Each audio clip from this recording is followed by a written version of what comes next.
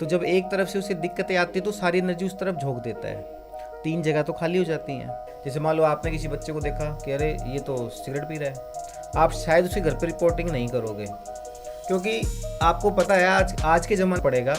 देखो, पुत्र मोह के कारण गुरु द्रोण मारे गए, अश्वत्थामा मारा गया, जबकि गुरु द्रोण जानते थे।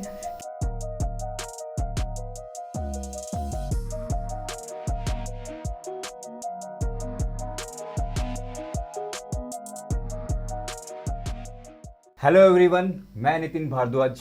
आरके स्टूडियो के इस पॉडकास्ट में आपका दोबारा से स्वागत है और मैं सभी व्यूअर्स को धन्यवाद करना चाहता हूं कि आपने हमारी वीडियो को इतना प्यार दिया। तो आज हमारे साथ हैं फिर से आशीष भारद्वाज जी। तो आशीष जी, आपका स्वागत है हमारे स्टूडियो में। Thank you sir. तो आशीष जी, आज मेरे क्वेश्चंस नहीं हैं आपके साथ, ये जो क्वेश्चंस हैं ये व्यूअर्स के क्वेश्चंस हैं। तो मैं आपसे जो व्यूअर्स के जो क्वेश्चंस आए हैं हमारे पास, तो मैं पूछना चाहता हूं आपसे। बिल्कुल सर।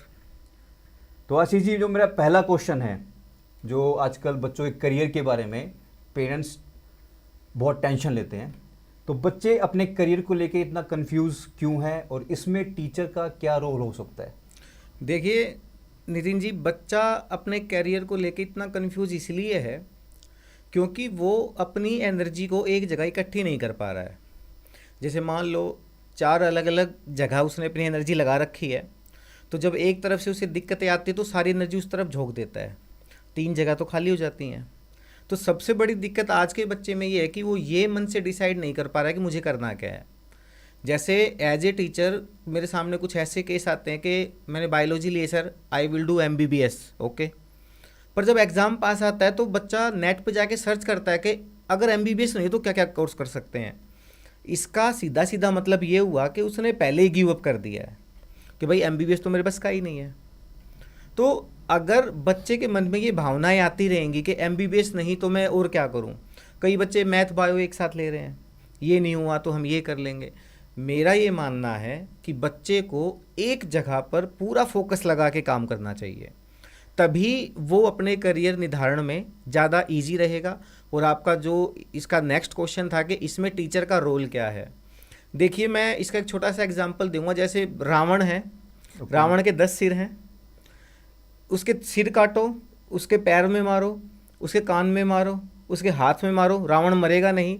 रावण तभी मरेगा जब तीर उसके नाभि में लगेगा। राइट। तो हम टीचर बस यही बता सकते हैं कि वेयर टू हिट एग्जैक्टली, तुम्हें हिट कहाँ करना है। तो मेरे हिसाब से हमारा यही रोल इसमें आज के दिन है। आज के बच्चे अलग क्यों हैं और बच्चे इतने डिप्रेस में क्यों जा रहे हैं? सर, एक तो आज का जो बच्चा है वो किसी से डरता नहीं है। जैसे अगर हम अपने बचपन में जाएं तो हमें ये भी डर होता था कि कोई पड़ोसी ना देख ले, कि अगर वो देखेगा तो घर बताएगा तो डांट पड़ेगी। आज के बच्चे को ऐसा कोई डर नहीं है। हालांकि वो डर नहीं था, वो एक रिस्पेक्ट थी, एक शर्म थी। तो मेरे हिसाब से आज के बच्चे में इन चीज़ों की थोड़ी सी कमी है। हमें वो माहौल फिर से जनरेट करना पड़ेगा जिससे बच्चे को ये लगे कि हाँ, मेरी गलतियों को कोई देख रहा है, कोई नोटिस कर रहा है। आज अपने खुद के शहर में बच्चा इतना फ्रैंक होकर घूमता है, उसे लगता है कि मुझे कोई देख ही नहीं रहा है। और ऐसा, हालांकि ऐसा होता भी है, देख रहे होते पर लोग बताते नहीं हैं। जैसे मान लो आपने किसी बच्चे को देखा कि अरे ये तो सिगरेट पी रहा है, आप शायद उसके घर पर रिपोर्टिंग नहीं करोगे, क्योंकि आपको पता है आज के ज़माने ने आपके दिमाग में ये बात डाल दी कि अगर उसके घर बताया तो पेरेंट्स हमारे ही सिर पे आएंगे। राइट। तो इस वजह से वो डर बच्चे का खुल रहा है। नहीं तो ऐसी हिम्मत बच्चे की नहीं हो सकती कि अपने ही शहर में रह के बच्चा कुछ ऐसी हरकतें करे जो उसे नहीं करनी चाहिए। तो ये डर मेरे हिसाब से ये बच्चों में वापस लाना पड़ेगा हमें। और वो डिप्रेस, जैसा हमने पहले भी डिस्कस किया था, वो सिर्फ इसीलिए डिप्रेस है क्योंकि वो एक हसीन कल्पनाएं करता है जीवन की, कि जीवन तो बस जो फिल्मों में, जो रील्स में देख रहा है वही जीवन है। एक्चुअल में ऐसा नहीं है। आपको भी पता है, जो फिल्मों में जो लाइफस्टाइल होता है वो एक्चुअल में नहीं होता है। तो बस जब बच्चा रियलिटी से जब उसका परिचय होता है तब वो डिप्रेशन की तरफ जाने लगता है। तो क्यों ना ये रियलिटी हम उसे पहले ही दिखा दें। राइट आशीष जी, एक अच्छा क्वेश्चन आया मेरे पास। हाँ जी। कि बढ़ती उम्र के साथ बच्चों के विचार क्यों बदल रहे हैं? बिल्कुल, देखो बढ़ती उम्र के साथ बच्चों में बायोलॉजिकल चेंजेस आते हैं। अब पेरेंट्स को ये समझना पड़ेगा कि बच्चे की बढ़ती उम्र के साथ हमें भी अपने विचार बदलने पड़ेंगे। जैसे एक छोटा बच्चा है, वो 6-7 साल का है, तो आप उसे आराम से खिला रहे हो, पिला रहे हो, पर अगर आप ये सोचोगे कि उसका 20 साल पे होने पर भी मैं उसे खिलाऊं पिलाऊं, तो वो एक्सेप्ट नहीं करेगा। तो पेरेंट्स को बढ़ती उम्र के साथ बच्चों के साथ अपने व्यवहार को भी चेंज करना पड़ेगा। पेरेंट्स को ये चीज़ देखनी पड़ेगी कि बच्चे को किस चीज़ की ज़्यादा ज़रूरत है। अगर जिस चीज़ की उसे नीड नहीं है वो चीज़ उसे आप प्रोवाइड करवा देंगे तो उसे हमेशा दिक्कत करेगी। आई थिंक मुझे लगता है कि पेरेंट्स को बच्चों का दोस्त बनना चाहिए। देखो कुछ चीज़ें हैं ना, ये टीवी ने या रील्स ने हमारे दिमाग में डाल दी, दोस्त बनना चाहिए पर एक लेवल तक दोस्त बनना चाहिए। आजकल पेरेंट्स जरूरत से ज़्यादा ही दोस्त बन गए हैं, तो बच्चा उनके कंधे तक हाथ रखने लगा है कि अरे ये तो मेरा फ्रेंड है। अब पेरेंट्स वैसे फ्रेंड नहीं हो सकते हैं कभी भी। पेरेंट्स को अब कौन सिखाएगा बच्चे को कि क्या करना है, डू और डोंट्स, ये पेरेंट्स ही सिखाएंगे। संस्कार तो देखो बच्चा घर से ही सीख के आएगा। आज वो सड़क पे चलते हुए आप भी देखते हो, बच्चे गालियाँ दे रहे हैं और अदर एक्टिविटीज़ कर रहे हैं। इन चीज़ों को होल्ड करने की रिस्पॉन्सिबिलिटी किसकी है? क्या सिर्फ टीचर्स की है? क्या हम टीचर्स ही हर चीज़ को ठीक करेंगे? जबकि हमारे पास कोई पावर नहीं है। अब हम बच्चे को मार नहीं सकते, हम बच्चे को धमका नहीं सकते, पर पूरा समाज चाहता है कि बच्चे को सुधारें हम। बच्चे ने कोई भी गलती की, पेरेंट्स डायरेक्ट बोलता है अरे ये आपने क्या सिखा दिया, आप क्या सिखा रहे हो बच्चे को? बच्चा तो हरियाणवी बोल रहा है, बच्चा तो ये एक्टिविटी कर रहा है। हम नहीं सिखा रहे हैं सर, बच्चा समाज से ही सीख रहा है। समाज में आप सभी रहते हैं, हम भी समाज में ही रहते हैं। तो पहले हम सब उस समाज को सुधारें। टीचर्स को पावर दो। मैंने पहले भी कहा था, जब तक हमें अथॉरिटी नहीं मिलेगी, जब तक हमें वो एहसास नहीं होगा जो एक टीचर को होना चाहिए, चीज़ों में सुधार होने की संभावना कम है सर।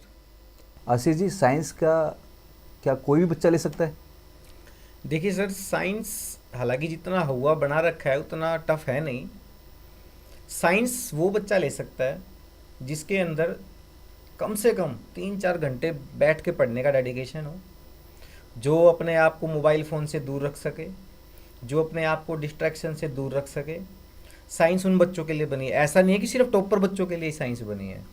ऐसा कोई नियम नहीं बना है कि अगर आप टॉपर हो तो ही साइंस ले पाओगे।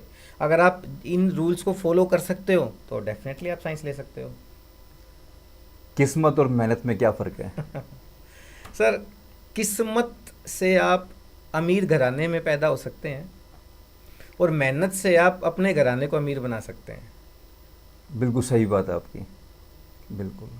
जैसे है ना, किस्मत से अभिषेक बच्चन बना जा सकता है, मैंने पढ़ा था कहीं, और अमिताभ बच्चन बनने के लिए तो मेहनत करनी पड़ेगी। मेहनत करनी पड़ेगी, बिल्कुल सही बात है। तो आखिरी मेरा क्वेश्चन यही है कि रिजल्ट्स कैसे आएंगे? रिजल्ट देखो सर, इसके बहुत सारे क्राइटेरिया होंगे। जैसे हमें बच्चे पे पकड़ मजबूत बनानी होगी। जैसे आप पतंग उड़ाते हैं, तो पतंग उड़ाते समय अगर पतंग को ऊंचाइयों पे लेके जाना है तो ढील देनी पड़ेगी। आप इसे बच्चे से जोड़ के चलें, ढील दीजिए, पतंग दूर जाएगी। पर जिसे ये ज्ञान है कि किस समय डोर को वापस खींचना है, वही पतंगों को ऊंचाइयों पे लेके जाएंगे। तो हमें रिजल्ट तभी आएंगे जब पेरेंट्स, जब बच्चा, जब टीचर, ये तीनों एक ऐसा ट्रायंगल बनाएंगे जिसमें कोई लूप होल ना हो। टीचर अपना काम ईमानदारी से करें, जो कि करते हैं। पेरेंट्स अपना काम ईमानदारी से करें, और सबसे ज़्यादा ज़रूरी बच्चा अपना काम ईमानदारी से करे। आजकल बच्चे क्या है, किताब खोल लेंगे, किताब के बीच में फ़ोन यूज़ कर रहे हैं, वो फ़ोन लेके बैठा है, पेरेंट्स को नहीं पता वो क्या कर रहा है। क्या कर रहा है बेटा? मैं तो पढ़ रहा हूँ। बच्चा बहुत तेज़ है जी, पर वो फ़ोन का कहीं ना कहीं मिसयूज़ भी करता है। जैसे मैंने देखा, अभी नीट का जो एग्ज़ाम हुआ, जेई के भी हुए, एक पेरेंट्स मिले कि वो पूरे साल मिलते रहे कि 8 घंटे, 10 घंटे, कभी 12 घंटे, आज तो इतना पढ़ा, आज तो इतना पढ़ा, आज तो इतना पढ़ा। उसकी परसेंटाइल जेई के अंदर सर 36 भी नहीं आई है। तो मैंने उससे क्वेश्चन, सिंपल सी बात है, मैं बेटा तू तो बहुत घंटों घंटों पढ़ता था, क्या रहा? मतलब जो क्वेश्चन मैंने पढ़े वो आए ही नहीं। क्वेश्चन पढ़े, क्वेश्चन थोड़ी पढ़ने थे बेटा, कॉन्सेप्ट पढ़ने थे। तो अब आप उसको, मैं तो यही देखता हूँ कि बच्चा उस समय को कहीं ना कहीं ख़राब भी कर रहा था। तो जब बच्चा समय का यूटिलाइज़ करेगा, जब वो ये चीज़ समझेगा कि पढ़ना ही ज़्यादा ज़रूरी है, ये सब सर नेचर देने से पहले आजमाती है। प्रकृति ऐसे किसी को कुछ भी नहीं दे देगी। वो उस बच्चे के सामने जानबूझ कर डिस्ट्रैक्शन डालती है। उसके दोस्त हो सकते हैं, मोबाइल हो सकता है, या और कोई वजह हो सकती है। जो बच्चा उस डिस्ट्रैक्शन में फंस जाएगा वो कभी रिजल्ट नहीं दे पाएगा, और जो बच्चा रिजल्ट देगा उन्हें इन चीज़ों का त्याग करना पड़ेगा। उसे प्रेम भाव को, उसे दोस्ती को, हर चीज़ को त्यागना पड़ेगा। देखो, पुत्र मोह के कारण गुरु द्रोण मारे गए, अश्वत्थामा मारा गया, जबकि गुरु द्रोण जानते थे कि अश्वत्थामा मारा ही नहीं जा सकता।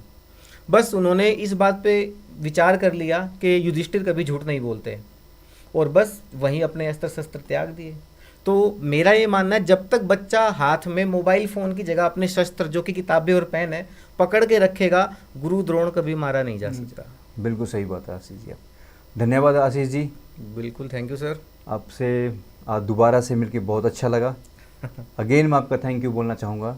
आपने जो आज व्यूअर्स के जो क्वेश्चंस थे आपने हमें बताया, और मैं सभी भिवानी वासियों को धन्यवाद करना चाहूँगा कि आपने हमारे इस वीडियो को इतना प्यार दिया। और प्लीज़ सब्सक्राइब आवर चैनल को आप सपोर्ट कीजिए और ऐसे ही प्यार बनाइए। धन्यवाद।